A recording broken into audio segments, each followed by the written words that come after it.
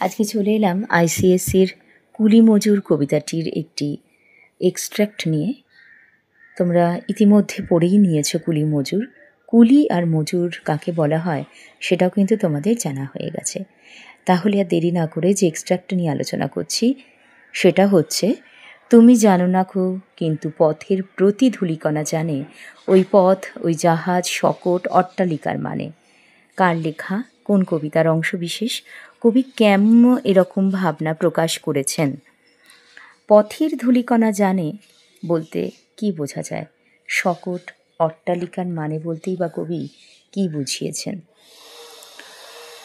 উদ্ধৃতাংশটিতে কবি কাজী নজরুল ইসলাম বিদ্রোহী কবির লেখা কুলি মজুর কবিতা থেকে নেওয়া হয়েছে।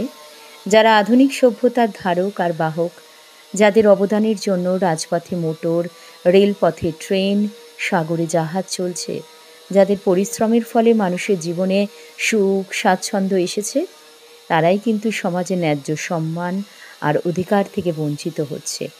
এটা কবির কাছে সহ্য হওয়ার বিষয় নয়, অসহ্য বোধ হচ্ছে। তাই তিনি মনের ক্ষোভ, কষ্ট জানাতে গিয়ে এই কথাটি বলেছেন।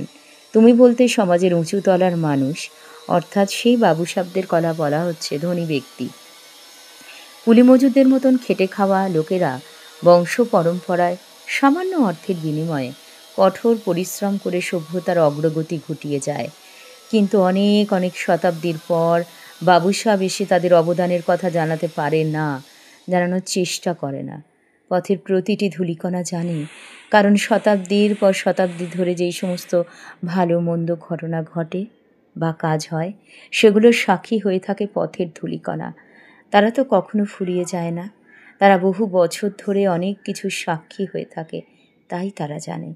পথের ধূলিকণা শুধু কুলি মজুরদের কাজকর্মের সাক্ষী নয়, পথ, জাহাজ, শকট, অট্টালিকার প্রতিটি ক্ষেত্রে সম্মান জানিয়ে ওগুলোর অর্থ তাৎপর্য তারা বোঝে। ধূলিকণা এটা বুঝতে পারে যে কুলি মজুরদের মতন খেটে খাওয়া লোকেদের সভ্যতার অগ্রগতিতে কতখানি অসামান্য অবদান রয়েছে। তাহলে আজকে এই বিশেষ কবিতাটির আলোচনা এখানেই শেষ হলো। ধন্যবাদ সবাইকে।